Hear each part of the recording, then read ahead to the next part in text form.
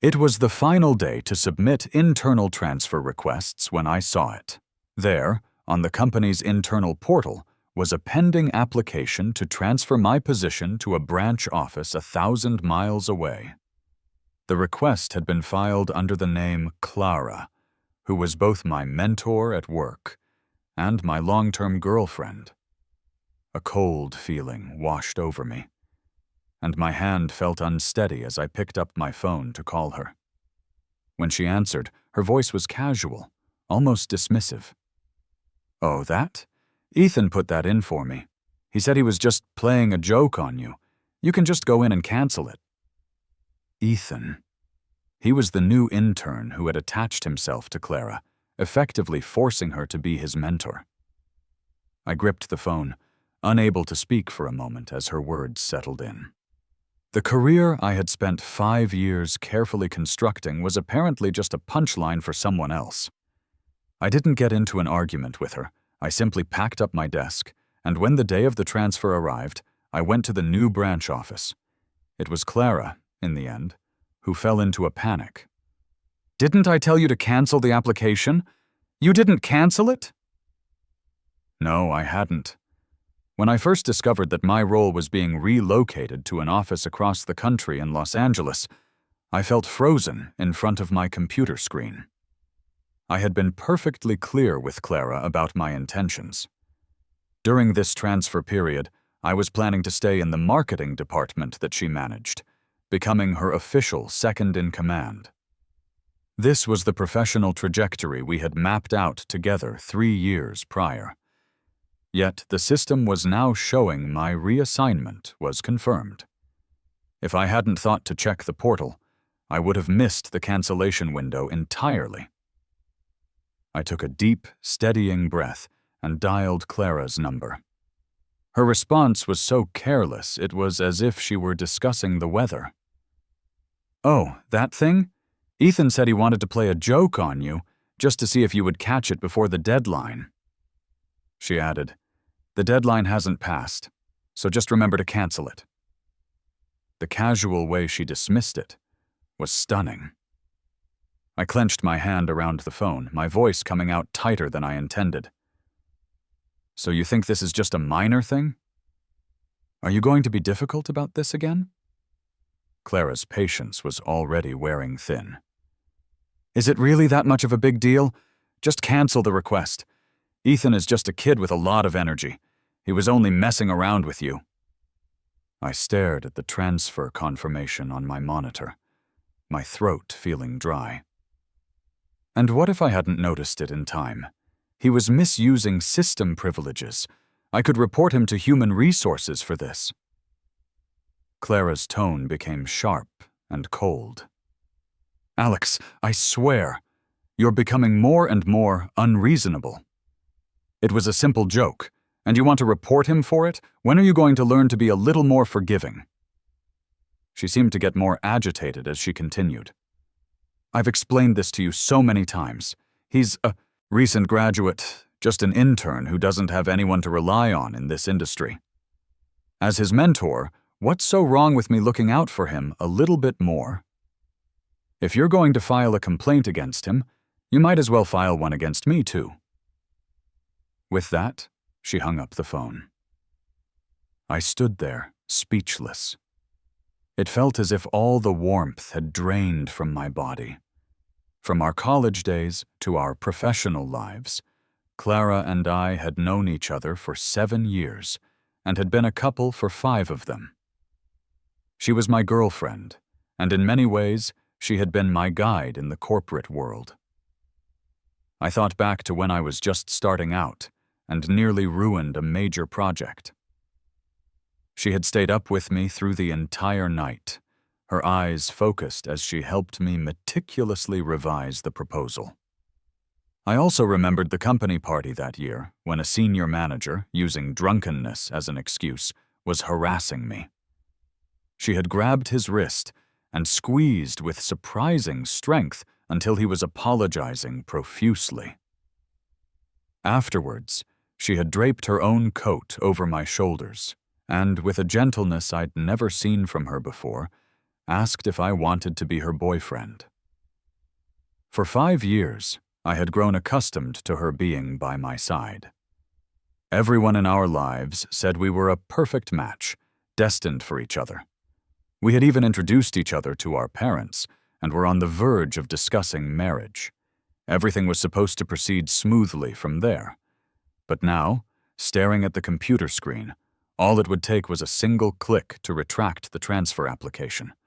Her words, however, kept replaying in my mind. It was just a joke. A profound wave of exhaustion washed over me, seeming to rise from the very core of my being. I was suddenly so incredibly tired of it all. After sitting there for a moment in a daze, there was a soft knock on my office door. I looked up to see Ethan standing in the doorway, a smirk playing on his lips. "Hey, Alex," he started, his voice intentionally low. "I just finished giving my report to Clara. She seems a bit down and mentioned she wanted to go out for a drink. I came to ask you if it would be okay if I went with her." His words were direct, almost polite on the surface, but he couldn't conceal the smug satisfaction in his eyes. For the last 6 months, he had been putting on this performance for my benefit, playing the role of the humble intern, trying to hide his ambition while his self-satisfaction practically radiated from him. I watched him in silence, wondering to myself when exactly Clara had changed. Why did she show such favor to a person like this? Someone so transparently disingenuous and manipulative. Initially, Clara couldn't stand Ethan. She told me he was flaky and irresponsible, predicting he wouldn't even make it past his internship period. That all changed after an important client meeting where Clara suffered a sudden, acute stomach issue. I was out of town on a business trip at the time. I later heard that Ethan was so worried his eyes were red from a lack of sleep and that he stayed by her side in the hospital for 2 full days. After that incident, Clara's entire attitude toward him shifted. They became much closer, and Ethan started referring to Clara as his mentor. Eventually, it became common knowledge at work that Clara had a work son, and I was jokingly referred to as the official husband. Whenever I heard that nickname, my expression would turn cold, but Clara never seemed to care. She would just laugh and pinch my cheek, saying, "Official, not official. Don't listen to their nonsense. I only love you." Could she still say with any certainty that she loved only me now? I gave a small, ironic smirk as I looked at Ethan, who was still smiling. "Alex, are you upset?" Before he could continue, Clara strode over. "Ethan, didn't I tell you to wait for me in the conference room? What are you doing here?" "I just wasn't sure if I should accept your invitation," Ethan said, twisting his fingers together nervously, as if he were terrified of making her angry. "So I wanted to come and see what Alex thought about it."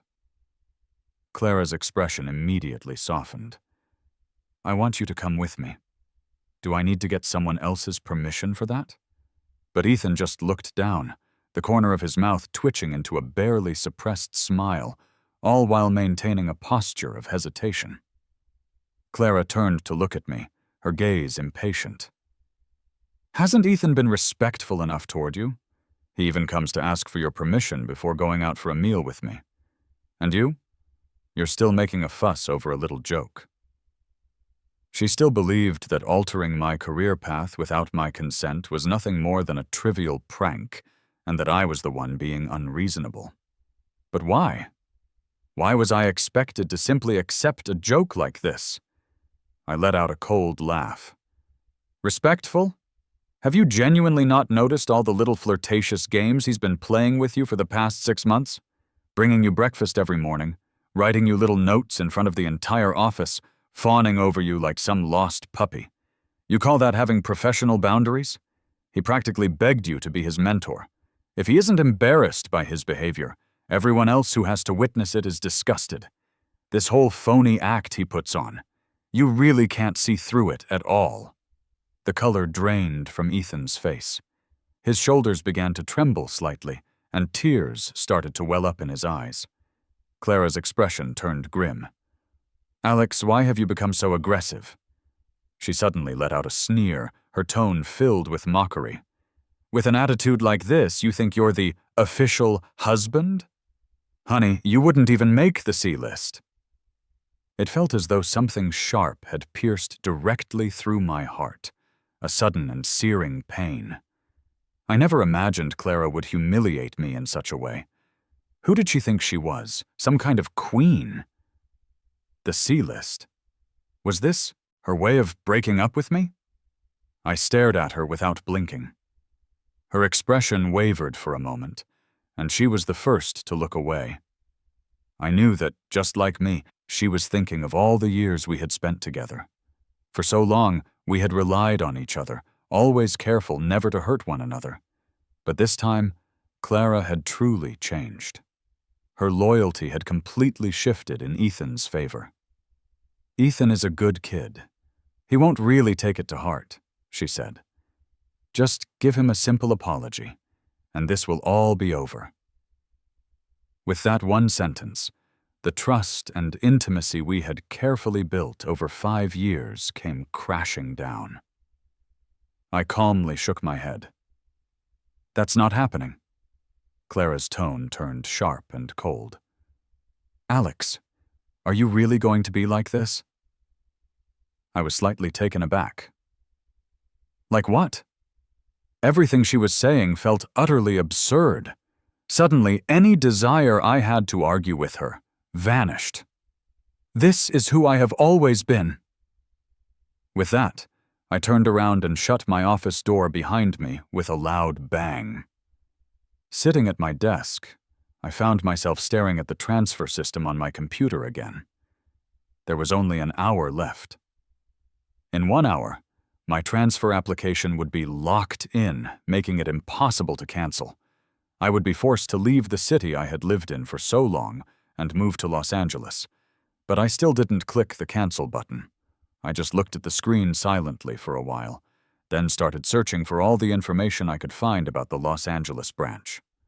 Before I knew it, the final deadline had passed. Looking at the application status on the screen, which now read locked, I let out a soft breath. It turned out that leaving Clara wasn't as terrifying as I might have imagined. In fact, I felt a sense of lightness, of profound relief. My phone screen lit up. It was my best friend, Sam. He had sent a series of angry text messages. "Alex, I just ran into your girlfriend, Clara, and that Ethan kid. They're with a bunch of people from their department, and they're all completely wasted. They're pressuring her to link arms with Ethan for a drink. Damn it, that kid is practically draped all over her." A video message followed. The picture was shaky, and the lighting in the bar was dim and moody. Clara was in the center of a booth, surrounded by people, her shirt collar slightly open, and a smile on her face. Ethan was right beside her, his cheeks flushed. He was looking down shyly as people cheered them on, but he made no effort to pull away. A voice in the background shouted, "Clara, you can't break the rules. If you lose, you either have to pick a guy to link arms with for a drink, or you have to call Alex and have him come pick you up. Your choice." "Ha ha ha ha, yeah, call him.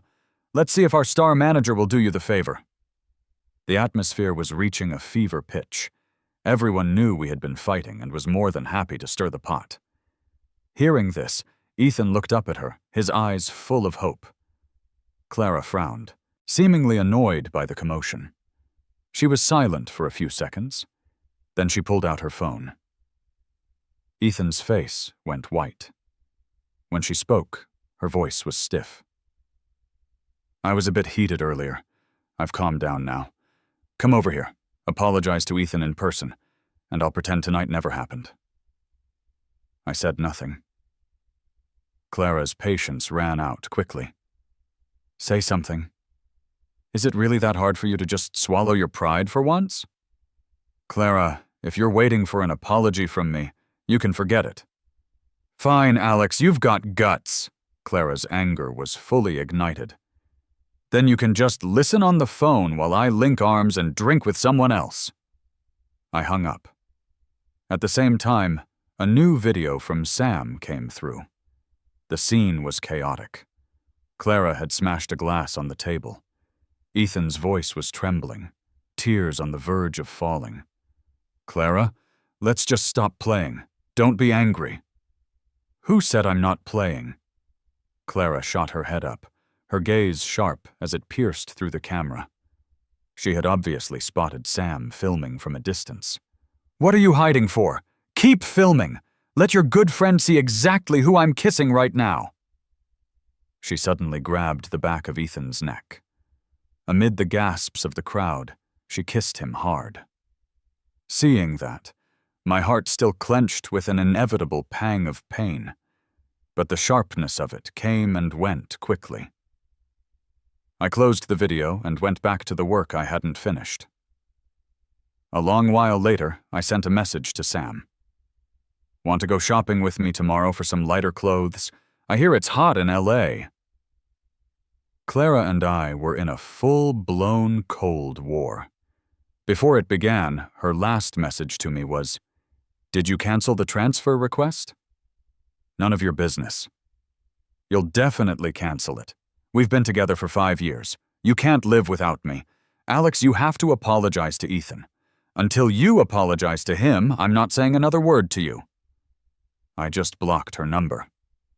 3 days before I was scheduled to report to the Los Angeles office, Clara's assistant came to see me unexpectedly, holding an invitation. "Mr. Davis, Ms. Clara is hosting a success party for her project tonight. She insists that you attend." I couldn't find a reasonable way to decline, so I had to go. I was a bit confused, though. Why was Clara throwing a party right at this moment? The second I stepped into the banquet hall, I understood. It was a double celebration. Ethan was standing at the entrance, beaming. When he saw me, he said warmly, "Alex, you're finally here. Come on in. This is a joint party for me and Clara." His tone was light and cheerful.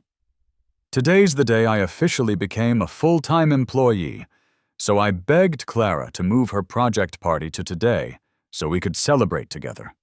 That way I could soak up some of the good vibes." I was a bit speechless, but didn't say anything more.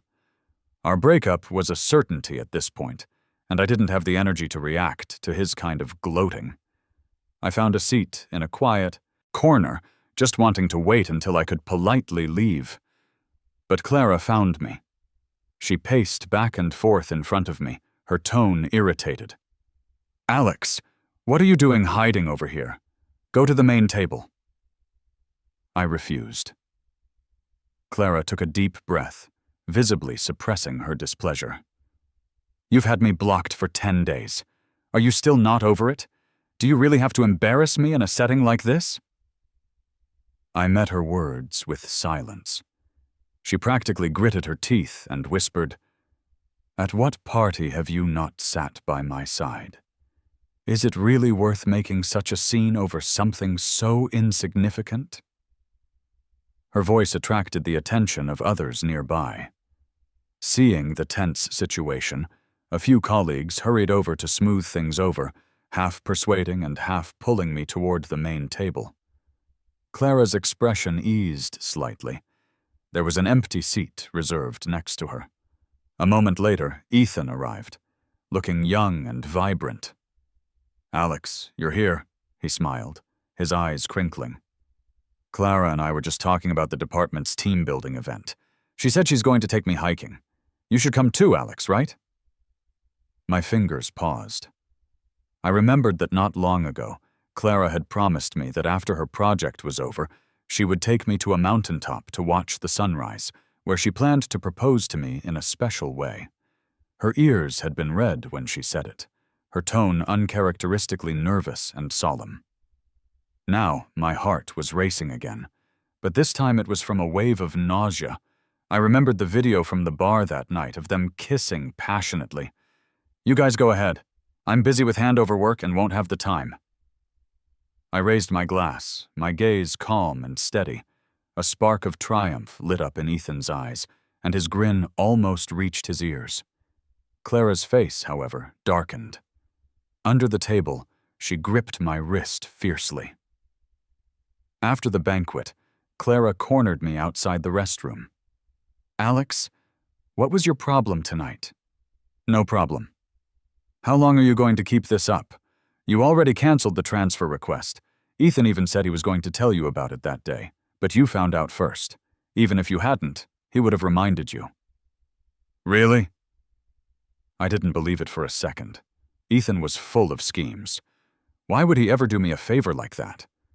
But I genuinely didn't want to say another word to Clara about him. I replied faintly, "Well, thank him for me then."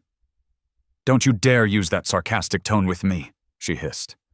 "Tomorrow morning, 8 a.m., I'm picking you up to go hiking. I promised you this a long time ago." After she had said her piece, she stormed off. At 8 a.m. the next day, I stood by my apartment window, watching the two of them downstairs, ready to go. Clara called my phone. I declined it immediately. "Alex, keep playing your games," she yelled up in my direction. "Since you insist on being this way, I'm never taking you out again." After shouting, she turned and left with Ethan. My social media feed was flooded with their hiking photos all weekend, giving the new guy an outdoor experience. Perseverance is the first lesson in the workplace. The mountain path is tough. Sometimes you have to give a helping hand. The view from the top is nice, but not as good as the smile of the youth beside me. Youth is invincible. Every post was filled with likes and suggestive comments from colleagues. "Huh? Why is it Ethan this time? Where's Alex? Looks like the official husband's position is in jeopardy. Youth is great, so much energy. Clara's a lucky one. Clara, take it easy on the handsome young guy. Don't be too hard on him." Sam was furious, shoving his phone screen in my face. "That cheater is definitely doing this on purpose. She's just trying to mess with your head." Mess with me? I felt nothing. In fact, I found the whole thing a little laughable. The day for me to report to my new job arrived as scheduled. When the plane landed, a wedge of hot, humid air hit me, carrying a scent completely different from the north. In the morning, as I was adjusting to the almost overwhelmingly bright southern sun, my dad called. "Alex, Clara came over to the house first thing this morning. She insists you're still hiding from her. What's going on with you two?" My heart sank. Damn it. I had been planning to tell my dad about the breakup gradually. I never expected Clara to force the issue like this. My dad's voice was full of confusion. "I told her you already left yesterday, but she doesn't believe me. She insists on coming upstairs to look for you." The background of the call was noisy. I could vaguely hear Clara's anxious, impatient voice. "Sir, please don't cover for him. Tell him to stop messing around. Doesn't he know what day it is? He can't let being mad get in the way of important things." My dad explained. "Clara, Alex really is gone. I was the one who drove him to the airport yesterday." "Yesterday?" "The airport." Clara's voice stopped abruptly, filled with a sudden, stunned shock. "What was he doing at the airport?" "Wasn't he transferred?" My dad's voice grew even more puzzled. "He's going to the LA branch to report for duty. Didn't you know?" The other end of the line fell into a dead silence. All I could hear was Clara's breathing, suddenly heavy and ragged with disbelief, as if someone had her by the throat. I didn't listen any further. I calmly hung up the phone. My new job began. After the initial discomfort of a new environment, I started to enjoy the southern breeze, the different kinds of trees, and even the local flowers. People have to adapt to their surroundings. For so many years, my life had revolved entirely around Clara. Now, I was alone in a strange city, taking the first steps toward a brand new life. But Clara came. She cornered me in a hallway at the branch office, her eyes dark-rimmed and bloodshot. "Why?" She gritted her teeth, trying to keep her lips from trembling. I sighed and tried to walk around her. She grabbed my hand with all her strength, her voice hoarse. "Just because Ethan played one joke on you, you're going to do this to me?" "Yes." I stared at her, the same way I had for the past 5 years. Only this time there was no emotion behind my gaze. "Yes. I'm petty. I can't take a joke." I gave her the explanation she seemed to want. Her jaw trembled. "Alex, you can't do this. You know I can't live without you. I only see Ethan as my mentee. Kissing him at the bar was just to save face in front of everyone. Posting all those pictures of our hike was just to make you see them, to make you jealous." Her voice grew hoarser. "You're so cruel. You gave me a fatal blow without a single word. Why didn't you cancel the application? That joke? Was it really that serious?" I watched her quietly, then shook my head. "Fine. The joke actually wasn't that serious." Clara froze, staring at me. I then asked her a question. "Do you remember 6 months ago during that big project when you and Ethan went to karaoke? Do you know where I was?" "In the company lobby. You must have been there waiting for me, right?" Clara was smart. "I was wrong. I shouldn't have gone to karaoke that night. I should have come to find you." I was silent for a long moment, then slowly pushed her hand away. "Clara, that night, Mr. Henderson came back." Clara's whole body stiffened, a visible worry spreading across her face as she threw her arms around me. "Did he harass you?" "Yeah. I was waiting for you in the lobby. Mr. Henderson forced me into the elevator, touching my hand over and over, humiliating me with every word." I smiled as if I were telling a story about someone else. "He called me a prude, said I should be happy to have drinks with clients. The smell of alcohol on him was disgusting, and the fear in my heart was deep." Hearing this, Clara began to tremble. Her pupils constricted, and her fists clenched and unclenched like a she-wolf on the verge of madness. I looked down at her, my gaze lifeless. "That night, I was really scared. And you? You had your eyes closed, resting against Ethan, sleeping soundly. You missed 11 of my calls." Clara let out a pained cry. She slammed her fist against the nearby wall, her jaw clenched tight. I sniffed. "But it's okay. I'm fine now. I've never been better. Let's just go our separate ways. And thank Ethan for me. I accept his joke. I really like Los Angeles." I don't know when Clara left. In any case, she didn't bother me again. A week later, a colleague told me that Mr. Henderson's company had its contract terminated. They said it was due to compliance violations. I knew immediately it was Clara's doing.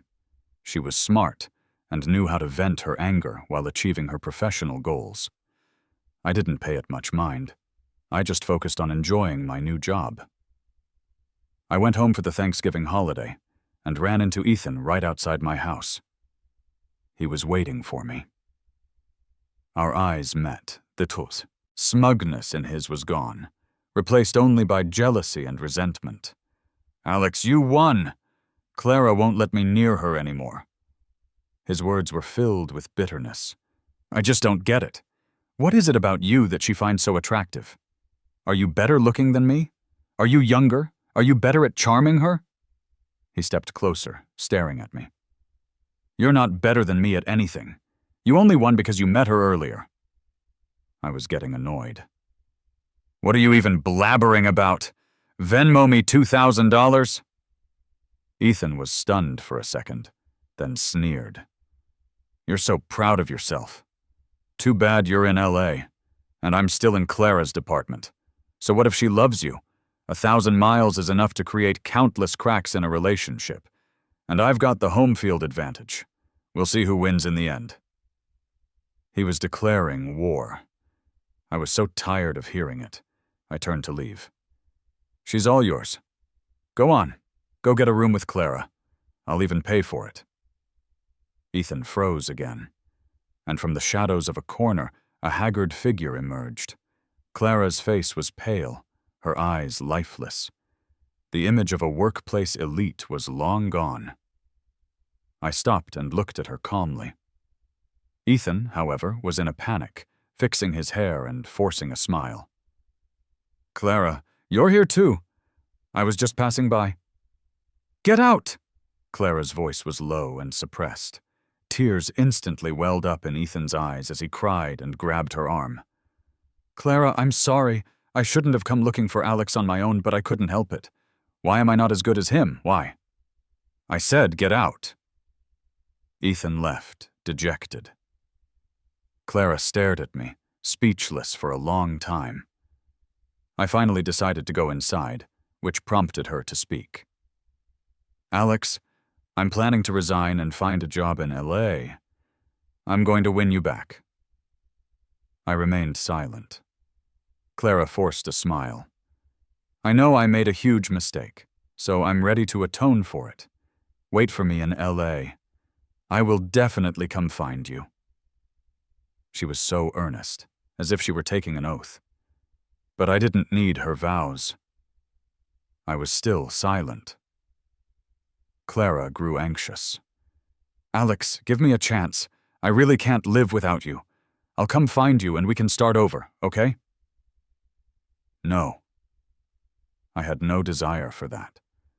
For a long time I had looked forward to building a family with Clara, to fighting alongside her. But now, I just wished she would stop bothering me. So I let out a very soft sigh. "Clara, do you really think this is worth it?" Clara nearly lost her footing, unable to say another word. Finally, she stumbled away, disappearing into the darkness of the night. I went home, gave my dad his gift, and had a wonderful night's sleep. After the holiday, I returned to Los Angeles. My dad was reluctant to see me go.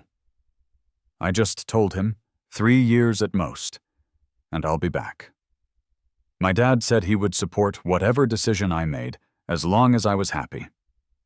So I threw myself back into my work. I'm a relatively laid-back person and never had huge ambitions. After starting my career, I always had Clara to guide me, so I lacked initiative. Now, on my own, I found I had developed some ambition after all. I had to become the general manager of the branch office. I had to get it. 2 years later, I was promoted smoothly and began aiming for higher positions. I went home several times during that period, but rarely saw Clara. Sam told me that Clara had given up on resigning and had stayed at the original company. She worked herself to the bone every day, deaf to the outside world. She had plenty of unwanted admirers, thanks to her beautiful face and position. As for Ethan, he kept pestering Clara and had become the office laughingstock. Due to his repeated, inappropriate behavior, he was eventually fired. It just goes to show, the workplace isn't for romantic drama. You have to be professional. I never started dating again. I just didn't have the interest. Late at night, I would sometimes remember the focused profile of the woman who had handed me coffee 5 years ago. But then I'd just smile to myself. I had long since made my peace with it. Another 2 years passed.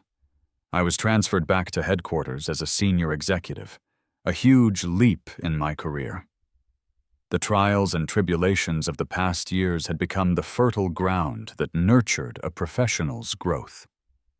I was a completely different person. Back at headquarters, my old colleagues didn't recognize me. They greeted me nervously. "Good morning, Mr. Davis." I smiled slightly. "Mr. Davis?" I liked the sound of that. "You can just call me Alex," I replied calmly. During a meeting, I was surprised to see Clara there. She had matured a lot, a hint of weariness in her eyes, but she was still as beautiful as ever. Our eyes met. She was visibly startled, then her expression became complicated. After the meeting, she waited for me outside the conference room. "Alex, congratulations," she said, her voice sincere with a touch of melancholy. I nodded in acknowledgement. Thanks. We walked side by side down the hall, like we had years ago, but it was completely different. I've been waiting for you to come back, Clara said softly. These past few years, there hasn't been a day I haven't regretted it. I stopped and looked at her. Clara, it's all in the past. It's not! Her emotion suddenly flared. I've tried. I really have. It's not over. Alex, can we start again, please? I looked at the pain and hope in her eyes, and suddenly felt a sense of release. Clara, do you know how I got to where I am today? She shook her head. Because of that joke. I'm grateful to Ethan. Grateful for that joke. It pushed me out of my comfort zone and made me realize I could do just fine on my own. Love isn't everything in life. Work is. You taught me that, remember? Clara stood frozen, 1,000 emotions flashing in her eyes. Finally, she gave a bitter smile and nodded. Yes, I taught you that, but I never thought you'd learn the lesson so well. 3 months later, the company held its annual gala. As a new executive, I had to give a speech. The audience was packed. I saw many familiar faces, including Clara's. After my speech, the room erupted in applause. I smiled and gave my thanks, my gaze sweeping across the crowd, suddenly landing on a young man. He was looking at me with admiration and longing, just like I had when I first started my career. During the dinner, that boy mustered the courage to approach me. Mr. Davis, I'm a new intern. Can I ask you a question? I nodded with a smile. Of course. What do you think is the biggest challenge for men in the workplace? I thought for a moment, then looked over at Clara, who was chatting with someone in the distance. The biggest challenge is not letting your life revolve around one woman. The boy nodded as if he partially understood. Clara seemed to sense my gaze and turned to look at us. I raised my glass to her in a toast, then said to the boy, "Remember, your value doesn't need to be defined by anyone. Not even the person you trust the most gets to decide your future." The boy's eyes shone as he nodded vigorously. Thank you, Mr. Davis. I'll remember that. Clara started walking toward us, but she took a call midway through. Her face changed, and she left abruptly. I found out the next day that the call was from a hospital. Ethan had attempted suicide. Apparently, his life had been difficult for the past few years. He had repeatedly asked Clara for help, but she had refused every time. A week later, I was copied on Clara's resignation letter. She had decided to leave the company and start her own business down south. Before she left, she came to my office. I'm leaving, she said calmly, going to Austin. I was a bit surprised. Why the sudden decision to resign? That phone call made me realize some things, Clara said with a bitter smile. I always thought I owed you, but I actually owe Ethan too. I bear some responsibility for him ending up where he is today, but I can't take responsibility in that way anymore.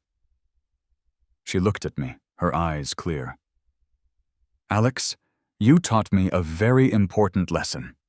Everyone has to be responsible for their own choices. I will handle things with Ethan the right way. I nodded. I wish you the best. Clara walked to the door, then turned back. Alex, I'm asking one last time, are we— Clara, I interrupted her softly. Do you remember what you once told me? The biggest mistake you can make in life is looking back. She froze for a second, then smiled, a look of release in her eyes. Yes, I did say that. She turned and left.